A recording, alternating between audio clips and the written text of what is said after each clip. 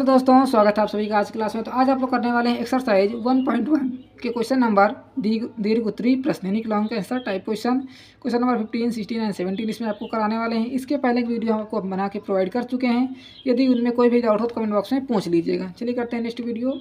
इसमें आपको कराएंगे क्वेश्चन नंबर 15। देखिए क्या कह रहा है क्वेश्चन नंबर 15। कह रहा है किसी धनात्मक पूर्णांक n के लिए सिद्ध कीजिए कि n³ - n 6 से विभाजित है। देखिए क्या करना, आपको सिद्ध करना है, यानी 6 से विभाजित है। तो पहले देखिए आप क्या लिखा हुआ है, n के लिए सिद्ध करना है। तो देखिए पहले आपको n इक्वल टू में कुछ ना कुछ मानना होगा, फिर उसमें इसकी वैल्यू पुट करना होगा, ठीक है ना। तो पहले इसको नोट कर लेते हैं। क्या लिखा हुआ है ये आपका n³ माइनस में n लिखा हुआ है। यदि हम इसके फैक्टर करके देखें तो इसको हम क्या लिख सकते हैं, इसको बताइए क्या लिख सकते हैं। इसमें पहले आप क्या करिए, n कॉमन ले लीजिए। तो जैसे आप n कॉमन लेंगे तो कितना हो जाएगा आपका, ये n² बचेगा और ये बचेगा केवल माइनस में 1, ठीक है ना। जैसे आप इसके अंदर गुणा कराओगे तो यही आपकी वैल्यू आ जाएगी। उसके बाद यार आपको देखो तो क्या लिखा हुआ a² - b²। देखिए एकदम अच्छी तरीके से आपको समझा देते हैं यहाँ पर रफ वर्क में। जैसा कि आपका ये लिखा हुआ है n² और -1 को क्या लिख सकते हो आप, इसको स्क्वायर लिख सकते हो।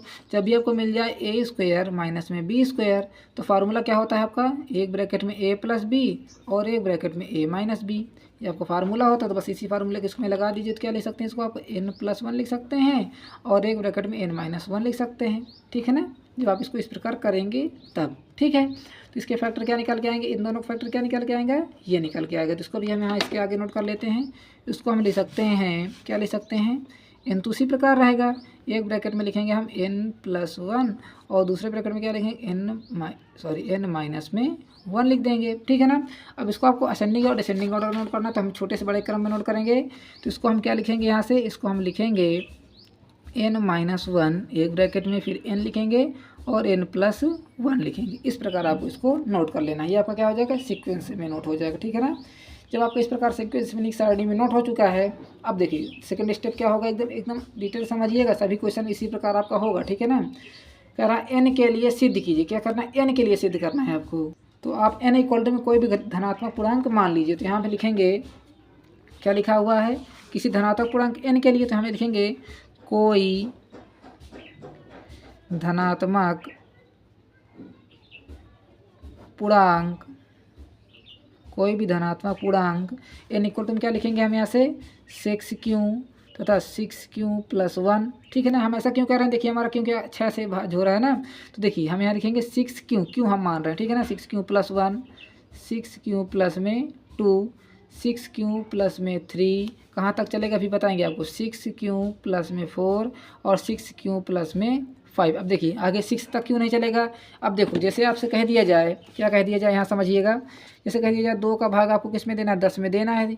अब कह दिया जाए 2 का भाग किस में देना है, आपको 10 में देना है। तो अब इसको 2 चक्को 8 बार पढ़ेंगे क्या, बताइए। 2 रिमाइंडर आएगा क्या कभी आपका, नहीं आएगा ना। क्या करेंगे आप, 2 5 या 10 यानी पूरा आप इसको काटोगे। यहाँ रिमाइंडर 0 आएगा, यहाँ कितना आ जाएगा 5, यहाँ कितना आ जाएगा 5, यहाँ 10 आएगा। इस प्रकार इसको करोगे ना, है ना। जब आपका रिमाइंडर 0 बच जाएगा तो हम इसके आगे क्या करेंगे, यदि आप देखिए 6q + 6 लिख देंगे तो हमारा रिमाइंडर कितना बचेगा यहाँ पर, बताइएगा 6 बच जाएगा ना। तो हम रिमाइंडर 6 बचा कर क्या करोगे, हैं। तो हम क्या करें, 6q प्लस में 5 बार ही करेंगे, इसके आगे 6 बार नहीं बचेंगे। यदि हमारा रिमाइंडर 6 आ जाएगा तो पूरा कट जाएगा ना, इसलिए कह रहे हैं, ठीक है ना। चलिए यहाँ तक करेंगे। अब क्या करना है, एक एक करके सभी वैल्यू इसमें आपको पुट करके देखना है कि 6 से विभाजित हो रही है या नहीं हो रहे हैं। तो देखिए पहला स्टेप हमारा क्या हो जाएगा, पहले स्टेप यहाँ से नोट करेंगे। तो फर्स्ट स्टेप में लिखेंगे n इक्वल टू में 6 क्यों लिखेंगे। जहाँ जहाँ आपको देखिए क्या दिख रहा है, इस वैल्यू में रखना है। जहाँ जहाँ आपको n दिख रहा है वहाँ क्या रखना है, आप 6 क्यों रख देना है। तो यहाँ देखिए हम वैल्यू नोट करेंगे n-1 n+1, ठीक है ना। यहाँ रख देंगे 6 क्यों रखेंगे, तो पुट वैल्यू करेंगे तो यहाँ से कितना आ जाएगा आपके, यहाँ से ये हो जाएगा 6q - 1, यहाँ कितना आ जाएगा आपका 6q और यहाँ पर कितना आ जाएगा आपका 6q प्लस में 1 आ जाएगा, जो कि क्या हो जाएगा आपको, ये 6 से विभाजित हो जाएगा। तो यहाँ से आपको क्या लिखना है, जो कि 6 से भाज्य है। देखिए आप लिख लीजिएगा यहाँ पर, जो कि 6 से भाज्य है। ये देखिए सभी में ये काम आपको करना है, ठीक है ना, जिसमें भाज्य हो रहा है। उसके बाद नेक्स्ट स्टेप क्या होगा आपका, यहाँ से नेक्स्ट स्टेप नोट करेंगे। तो n इक्वल टू में इस बार क्या रखेंगे, n इक्वल टू में आप रखेंगे 6q प्लस में 1 रखोगे। देखिए वैल्यू नोट करेंगे यहाँ से, तो n-1 है, फिर n है, फिर n+1 है, ठीक है ना। तो इसी में वैल्यू रखेंगे 6q+1। तो यहाँ देखिए क्या रखेंगे 6q+1 और ये -1 रखा है तो -1 लिख दीजिए। फिर यहाँ n की जगह हम क्या लिखोगे 6q+1 लिखोगे। फिर इसमें क्या लिखोगे 6q+1 इस प्रकार आप इसको नोट करोगे, ठीक है ना। और इस बार क्या निकल के आएगा, इस बार आपका निकल के आएगा 6q निकल गया, प्लस माइनस से कट जाएगा, ठीक है ना। यहाँ क्या आ जाएगा आपका 6q+1 आ जाएगा और यहाँ क्या आ जाएगा आपका 6q+2 आ जाएगा। क्योंकि देखिए इसमें भी 6 आ रहा है ना, ये भी क्या हो जाएगा आपका 6 से भाज्य हो जाएगा। तो क्या क्या लिखोगे यहाँ पर आगे, जो कि 6 से भाज्य है, ठीक है ना, भाज्य है, ठीक है ना। इतना आपको लिख के छोड़ देना है। उसके बाद नेक्स्ट स्टेप क्या होगा आपका, थर्ड स्टेप, एक एक करके सभी को आपको नोट करना है यहाँ पर। तो थर्ड स्टेप में आप इसमें लिखोगे n = में 6q+2 रखोगे। अब देखिए यही वैल्यू है ना, इसी में हमको रखना है। तो हम चलिए इस पर नोट नहीं करते हैं, डायरेक्ट इसकी वैल्यू रख देते हैं इसमें। देखिए यहाँ कितना हो जाएगा, n की जगह में 6q+2 माइनस में कितना हो जाएगा 1 हो जाएगा। यहाँ क्या लिखोगे 6q+2 रखोगे और यहाँ क्या लिखोगे 6q+2 प्लस में 1। तो इस बार वैल्यू क्या निकल के आएगी आपकी, इस बार वैल्यू निकल के आएगी 6q+1, क्योंकि 2 में से 1 घट जाएगा। यहाँ आ जाएगा 6q+2, तो यहाँ कितना आ जाएगा 6q+3 आ जाएगा, ठीक है ना। ये भी क्या देखिए 6 आ रहा है ना, तो इसका मतलब क्या हो जाएगा, देखिए 6 आ मतलब क्या हो जाएगा, ये भी 6 से भाज्य है। तो यहाँ से आप लिखोगे क्या लिखोगे, जो कि 6 से भाज्य है, ठीक है ना। यहाँ फिर से लिखोगे आप जो कि 6 से भाज्य है, ठीक है। फोर्थ स्टेप क्या होगा यहाँ से आपका, फोर्थ स्टेप में क्या लिखोगे n = में 6q+3 लिखोगे, ठीक है ना। इसमें भी वैल्यू रखेंगे, इसमें रखेंगे क्या रखेंगे, n की जगह में 6q+3 रखेंगे। यहाँ लिख देंगे 6q+3 -1, फिर लिखेंगे 6q+3 और यहाँ लिखेंगे 6q+3 + 1 लिखोगे, ठीक है ना। यहाँ आपका कितना आ जाएगा आगे, 3 में से 2 घट जाए, 1 घट जाए, कितना आ जाएगा 6q+2। यहाँ कितना आ जाएगा 6q+3, यहाँ कितना आ जाएगा आपका 6q+4। देखिए सेकेंड से चल रहा है ना 2 3 4, इसमें ये भी क्या हो जाएगा आपका, जो कि 6 से भाज्य है, ठीक है ना। यहाँ पर आपको 6 से भाज्य लिख देना है। आगे फोर्थ स्टेप देखिए इस प्रकार आपको सारे स्टेप करना है। जब आपने इतने स्टेप कर लिए हैं तो आपको अतः लिखना है। क्या लिखना है, अतः n = में 6q+4, 6q+5, ठीक है ना, इतना लिख देना है, भी 6 से भाज्य होगा, ठीक है ना। बस इतना लिख के आपको क्या करना है, प्रश्न को छोड़ देना है, यहीं तक आपको करके छोड़ देना, यही क्या हो जाएगा आपका करेक्ट आंसर हो जाएगा। चलिए नोट करिएगा इसको भी। तो पहले आप ऊपर पर इतना नोट कर लीजिए, ठीक है ना। यहाँ तक आपका थर्ड स्टेप तक नोट कर लीजिए, स्क्रीनशॉट भी लेना चाहते हो तो ले लीजिएगा। आगे चलते हैं नेक्स्ट की ओर। ये देखिए आपको यहाँ तक इसको भी नोट कर लेना है। और इसकी वैल्यू क्या थी, n और n-1 n और n+1 से ही भाज्य होगा, ठीक है ना। ये भी 6 से भाज्य होंगे, ठीक है। चलिए यहाँ तक आपका क्वेश्चन खत्म होता है। नेक्स्ट क्वेश्चन की ओर चलते हैं। क्वेश्चन नंबर कौन सा है आपका 16।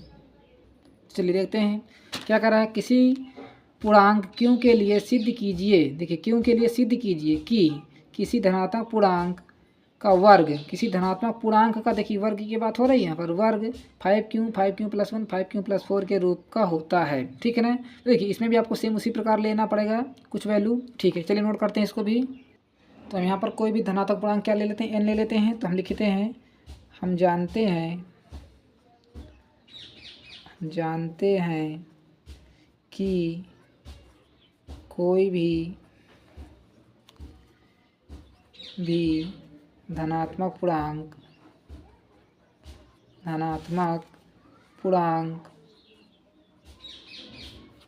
n के लिए, ठीक है ना, n के लिए क्या हो जाएगा आपका 5 मान लीजिए। देखिए कहाँ तक, देखिए 5 चल रहा है ना, कहाँ तक जाना है, जब तक आपका रिमाइंडर कितना ना आ जाए, बताइएगा 6 ना आ जाए, ठीक है ना। तो 6 कहाँ, देखिए 5 की बात हो रही, जब तक रिमाइंडर आपका 5 ना आ जाए तब तक आपको चलना। देखिए 5 क्या देखिए लिखोगे 5m मान लें, q मान लें, चलिए 5m मान लेते हैं। 5m +1, 5m+2, 5m+3 comma 5m plus 4 तक चलना है, क्योंकि देखिए हम 6 से तो भाग दे रहे हैं। यदि 6 से आपको क्या कर, देखिए सॉरी 5 से तो भाग दे ही रहे हैं, 5 से क्या करना है आपको कम तक ले जाना है, एक कम ले जाना है। यदि 5 का रिमाइंडर 5 ही आ जाएगा तो फ़ायदा क्या रहेगा, पूरा पूरा कट जाएगा ना वो भी। हाँ ठीक है ना, तो आपको 5 तक ही चलना है, 5 के कम तक ही चलना है। उसके बाद आ जाते हैं, तो सबसे पहला स्टेप आपको क्या होना चाहिए, यहाँ आपको रखना है n इक्वल टू क्या रखना है 5m रखना है, और दोनों तरफ क्या कर, देखिए वर्ग की बात हो रही है तो आपको क्या दोनों तरफ वर्ग कर देना है, क्या कर देना है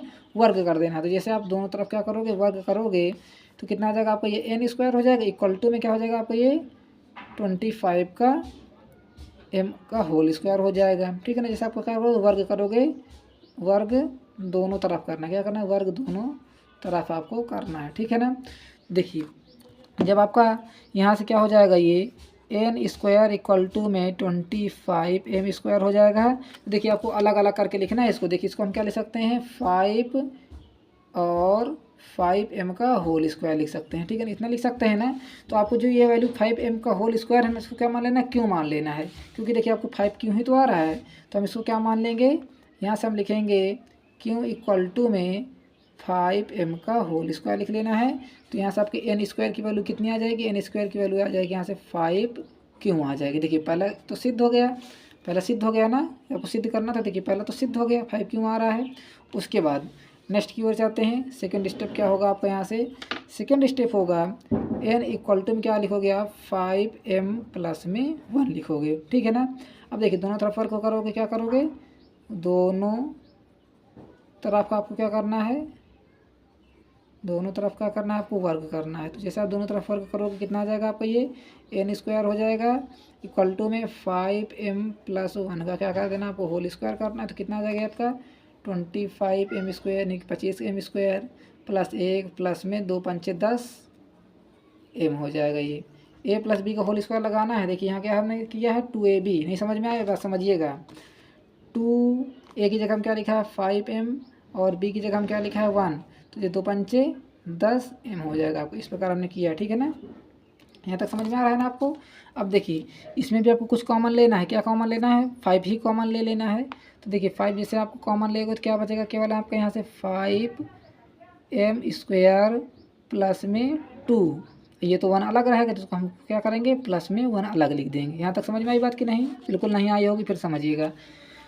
जैसे आप 5 के अंदर गुणा कराओगे तो 25m स्क्वायर हो जाएगा, फिर 5 के इसमें गुणा कराओगे तो 5 दूना 10 हो जाएगा, और इस 1 को हमने एकदम अलग लिख दिया है। ठीक है ना, तो यहाँ से आपको लिखना है, क्या लिखना है 5m स्क्वायर प्लस में 2 इक्वल टू क्या ले लेना है आपको क्यों ले लेना है, क्या ले लेना है क्यों मान लेना है। ठीक है, तो बस जैसे आपने इतने को क्यों मान लिया तो यहाँ से कितना हो जाएगा आपका n इक्वल टू में 5, इसको पूरा आपने क्यों माना है क्यों, और प्लस को 1 लिख दीजिए। उसी प्रकार इधर स्क्वायर लगा दीजिए। देखिए प्रूफ हो रहा है ना, n स्क्वायर इक्वल टू कितना आ रहा है यहाँ से 5 क्यों प्लस 1, ये भी देखिए प्रूफ हो गया आपका। ठीक है ना, क्योंकि वर्ग की बात चल रही थी। अब थर्ड स्टेप करते हैं यहाँ से। ठीक है ना, थर्ड स्टेप में क्या होगा आपका n इक्वल टू में क्या रखोगे, n इक्वल टू में रखोगे 5m प्लस में 2, दोनों तरफ स्क्वायर कर दीजिए। तो यहाँ कितना हो जाएगा आपका n स्क्वायर, फिर क्या हो जाएगा आपका 5m प्लस 2 का होल स्क्वायर। देखिए इस बार हम फार्मूला नोट कर दे रहे हैं ताकि आपको कोई भी प्रॉब्लम ना हो। तो हम यहाँ लिखेंगे a प्लस बी का होल स्क्वायर बराबर क्या होता है a square plus B square plus में 2ab। ठीक है ना, ये फार्मूला होता है। चलिए इसी की अकॉर्डिंग करेंगे तो a स्क्वायर कितना हो जाएगा यहाँ से 25 हो जाएगा m स्क्वायर में, फिर प्लस 2 का स्क्वायर करेंगे कितना आ जाएगा 4 प्लस 2ab यानी कि 2ab। देखिए 2 लिखेंगे फिर a लिखेंगे 5m प्लस b लिखोगे, सॉरी मल्टीप्लाई लिखोगे b। तो यहाँ से फाइनली कितना आ जाएगा यहाँ से 25m स्क्वायर प्लस में 4 प्लस में 2 पंचे 10 दुनाई 20m हो जाएगा आपका। अब देखिए इसमें से कुछ कॉमन ले लीजिए। तो इसमें से क्या करेंगे हम केवल 5 ही कॉमन लेंगे। तो यहाँ से देखिए हम 5 कॉमन ले लेंगे तो कितना आ जाए बचेगा अंदर 5m स्क्वायर बचेगा। ठीक है ना, प्लस 5 20, इसमें से भी 5 कॉमन मिल जाएगा। तो यहाँ से लिखेंगे 4m लिख देंगे।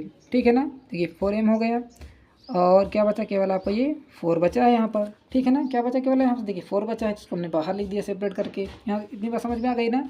तो यहाँ से आपको लिखोगे 5m स्क्वायर प्लस में 4m इक्वल टू क्या लिखा हमने क्यों मान लिया है। ठीक है ना, इसको हमने क्यों मान लिया है। तो यहाँ से आपको करें 5 क्यों और ये प्लस का 4 लिखा है।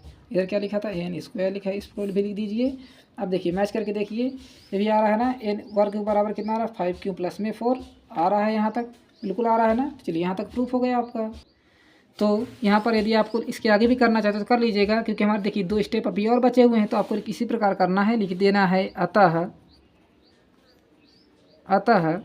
क्या लिख देना है एन इसका वर्ग, क्या लिख देना है आपको एन स्क्वायर, कॉमा लगा दीजिएगा 5 Q, comma 5 Q plus 1, comma 5 Q plus 2, comma 5 Q plus 4। इसके आगे देखिए डैश कर लीजिएगा 3, कॉमा 5 क्यू प्लस में 4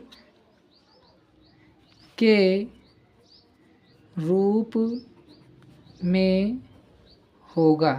देखिए यहाँ तक बात समझ में आई कि नहीं। देखिए जब भी हम इनका स्क्वायर कर रहे थे तो सभी ये कॉमन मिल रहा था कि नहीं, सभी में कॉमन मिल रहा था ना ये चीज़, तो ये रूप में होगा। तो आपको क्या चीज़ चाहिए था, केवल आपको चाहिए था एन स्क्वायर कॉमा 5 क्यू, देखिए क्यों बना लेते हैं 5 क्यू प्लस 1 और 5 क्यू प्लस में 4, ये आपको चाहिए। तो ये तो आपको मिल ही चुका था पहले से ही, ठीक है ना। तो इस प्रकार आपको कर लेना है, यही क्या हो जाएगा आपका करेक्ट आंसर। के रूप में आगे लिख दीजिए, के रूप में है, ठीक है ना। यहाँ तक आप इसको कर लीजिएगा। देखिए इसके आगे का आपको स्टेप करना है, देखिए हमने इसी डैश डैश लगाकर छोड़ दिया है। आपको क्या रखना है, एन इक्वल टू में रखना है। अभी हमने इसको नहीं रखा है और इसको भी नहीं रखा, इसको आप इसी प्रकार करके पूरा क्वेश्चन को समाप्त कर लीजिएगा, ठीक है ना। चलिए नोट कर लीजिएगा, छोटा इसको तो कर देते हैं। देखिए यहाँ तक आपने हमने देखिए पहला स्टेप किया था, दूसरा स्टेप, तीसरा स्टेप कर दिया है और चौथा और पाँचवा स्टेप आपके लिए छोड़ दिए हैं, ठीक है ना। इसको आप इसके कर लीजिएगा। कोई भी डाउट हो तो कमेंट बॉक्स में पूछिए, करिए या तो ना करिए, बात वही आपको यहाँ तक भी करेंगे तब भी आपको नंबर मिलेंगे, ठीक है ना। चलिए यहाँ तक नोट हो चुका है, आगे चलते हैं क्वेश्चन नंबर नेक्स्ट 17 की ओर, जो कि आपका बहुत ही छोटा और बहुत ही अच्छा क्वेश्चन है। क्या कह रहा है, दर्शाइए कि प्रत्येक धनात्मक पूर्णांक 2m के रूप में होता है तथा प्रत्येक धनात्मक विषम पूर्णांक 2m प्लस 1 के रूप में होता है, जहाँ m क्या है, कोई पूर्णांक है, ठीक है ना। क्या लेना है आपको, m कोई भी पूर्णांक ले लेना है। क्वेश्चन नंबर 17 देखिए, पहले तो आपको हम समझाते हैं कि आपकी यूक्लिड डिवीजन एल्गोरिथम क्या होती है, यानी कि यूक्लिड डिवीजन लेमा आपको क्या कहता है। देखिए यूक्लिड एल्गोरिथम द्वारा हम क्या कर लिख सकते हैं, हम लिखते हैं a इक्वल टू में b क्यू प्लस में r, और जहाँ पर हमारा r क्या होता है, r 0 के बराबर भी होता है और हमसे हमेशा क्या होता है, b से बड़ा होता है। पता है ना कि ये बात, नहीं पता फिर समझिए। जैसे कि हम देखिए 2 का डिवाइड हम किस में करेंगे, 9 में करेंगे। 2 4 जा 8, कितना आ जाएगा यहाँ से आपका बताइएगा, 2 4 जा 8 आ जाएगा, यानी कि 1। देखिए 1 2 से छोटा है ना, देखिए बताइए r छोटा है ना b से, नहीं समझ में आ रही बात। देखिए यदि r हमारा b से बड़ा हो जाएगा तो डिवाइड और बढ़ जाएगा ना। और कह दिया जाए 2 का डिवाइड आपको किस में करना है, 10 में करना है, तो 2 5 जा 10, यानी कि 0 के बराबर हो सकता है। देखिए 0 के इक्वल टू में हो सकता है और b से हमेशा छोटा रहेगा, यानी कि 1 और 0 ही आएंगे हमेशा, इसके अलावा आपको कोई रिमाइंडर नहीं आएगा, ठीक है ना। ठीक है, ये 1 का मतलब कहने का मतलब ये नहीं कि 1 आएगा, 2 से मतलब b से छोटा ही रहेगा, यानी भाजक से हमारा रिमाइंडर क्या होगा, हमेशा 0 से कम ही रहेगा, ठीक है ना। इतनी शेषफल हमेशा क्या हो जाएगा, भाजक से कम ही रहेगा, इतनी बात समझिएगा। अब देखिए जैसे आप यहाँ से लिखोगे, फर्स्ट स्टेप में लिखोगे तो हम देखिए ए हमारा क्या है, कोई भी डिवाइड है तो हम यहाँ से ए इक्वल टू लिख लेंगे। और देखिए क्या कर रहा है, एम के लिए जहाँ पर एम कोई भी पूर्णांक है तो यहाँ से देखिए बी की जगह हम क्या लिखेंगे, हम बताइएगा, बी की जगह हम लिख देंगे 2 लिख देंगे, क्योंकि देखिए सम संख्या कह रहा है, सम पूर्णांक 2m, तो यहाँ से हम लिख देंगे 2m लिख देंगे, प्लस लगाएंगे, 0 के बदले हम क्या लिख देंगे, 0 लग सकते हैं। और एक कंडीशन और क्या बनेगी आपकी, 2m प्लस में 1 बनेगी। ऐसे 2 कंडीशन आपकी बनेगी। ऐसा क्यों कहा हमने, देखिए जब भी आप डिवाइड करोगे या तो 0 मिलेगा या तो 1 मिलेगा, ठीक है ना। क्योंकि देखिए हमारा 2 हमने क्या रखा है, 2 से कम संख्या हमारी 1 ही तो होगी, इसलिए देखिए हमने 2 रखा था यहाँ पर समझाने के लिए। अभी समझ में नहीं आई होगी आपके पास, फिर समझिएगा। कहने का मतलब ये क्या है कि जब भी आप यूक्लिड एल्गोरिथम के द्वारा इसको करोगे, यूक्लिड विभाजन एल्गोरिथम के द्वारा इसको करोगे, तो जो भी आपका b होगा r से हमेशा बड़ा होगा, ठीक है ना। जो हमारा r है b से छोटा होगा और b हमेशा r से बड़ा होगा। और इसमें साफ साफ क्वेश्चन में कह दिया गया सम पूर्णांक क्या है, 2m के लिए। देखिए सम पूर्णांक आपको क्या रख देना, 2m रख देना, तो हमने देखिए 2m लिख दिया, ठीक है ना। और जैसे आप 2 से किसी में भी डिवाइड कर दिए, जैसे 2 का आपको क्या किस में भाग देना है, 4 में भाग देना है, ठीक है। तो जैसे आप 2 का भाग 4 में दोगे, 2 दूना ही 4, हमेशा कट जाएगा, 0 आ जाएगा। एक कंडीशन ये बनेगी। या 2 का भाग आप किस में दे दीजिए, 5 में दे दीजिए, देखिए 2 चक्को 8, या कितना आ जाएगा, 2 दूनी 4, 1 आ जाएगा, या तो 1 बचेगा। और इससे ज़्यादा तो कोई कंडीशन नहीं बचेगी। किसी को भी आप भाग में 2 से भाग दीजिए, या तो 0 या तो 1, 2 ही कंडीशन मिलेंगे और कोई कंडीशन आपको नहीं मिलेगी। किसी में भाग दे के देख लीजिए, आप किसी भी संख्या में भाग दे के देख लीजिए, 2 का 0 या तो 1 मिलेगा आपको, इसके अलावा कोई भी संख्या आपको नहीं मिलेगी। ठीक है ना। चलिए उसी प्रकार ये आपकी यही 2 कंडीशन बनेगी। अब देखिए जब भी a इक्वल टू क्या मिल जाए आपको 2m मिल जाए तो ये संख्या क्या हो जाएगी आपकी सम संख्या हो जाएंगी। ठीक है ना। जब भी आप किसी में भी 2 का गुणा कर लीजिए आपकी सम संख्या ही आएंगी। और जब भी आपका 2m+1 मिल जाए तो क्या हो जाएगा आपका ये विषम संख्या हो जाएगी। बस यही आपको क्या करना था, प्रूफ करना था, बस इतना लिख के छोड़ दीजिएगा। ठीक है ना। यहीं से आपका क्या हो जाएगा, प्रूफ हो जाएगा। देखिए अब यहाँ से आप लिख सकते हैं m इक्वल टू में 1 2 3 4 डैश आप करके छोड़ लीजिए। प्रूफ करना है आगे। देखिए m की हम क्या 1 रख के देख लीजिए, तो 2 इंटू में 1 रखोगे कितना आ जाएगा यहाँ से आपका 2 आ जाएगा। फिर a इक्वल टू देखिए 2 जगह 2 रखो, देखोगे कितना आ जाएगा यहाँ से 4। ये सारी संख्याएं क्या हैं बताइए, सम संख्या है कि नहीं, ये क्या हो जाएंगी आपकी सम संख्या हो जाएंगी। और यहाँ और में देख लीजिए, अथवा में देख लीजिए कितना आ रहा था यहाँ पर आपका 2, और प्लस में 1 करो कितना आ जाएगा यहाँ से आपका 3। फिर देखिए 2 दूना कितना आ रहा था 4, और 1 प्लस कर दो कितना आ जाएगा ये 5। ये भी संख्या क्या हो जाएंगी आपकी, ये हो जाएंगे आपकी विषम संख्या हो जाएंगी। क्या हो जाएंगे यहाँ से विषम संख्या हो जाएंगी कि नहीं हो जाएंगी बताइएगा। विषम है ना, तो इसका मतलब क्या हो जाएगा, जब भी हमारा 2m मिल जाएगा ये क्या हो जाएगा सम, और जब भी हमारा क्या हो जाएगा 2m+1 मिल जाएगा क्या हो जाएंगे विषम संख्याएँ हो जाएंगी। यहाँ से आपका यह प्रूफ हो जाएगा। ठीक है। आई होप सारे क्वेश्चन समझ में आ गए हो तो प्लीज़ वीडियो को लाइक कर लीजिएगा। चैनल पर पहली बार हो चैनल को सब्सक्राइब करिएगा। Thanks for watching. मिलते हैं अगली वीडियो में, तब तक के लिए धन्यवाद। जय हिंद, वंदे मातरम।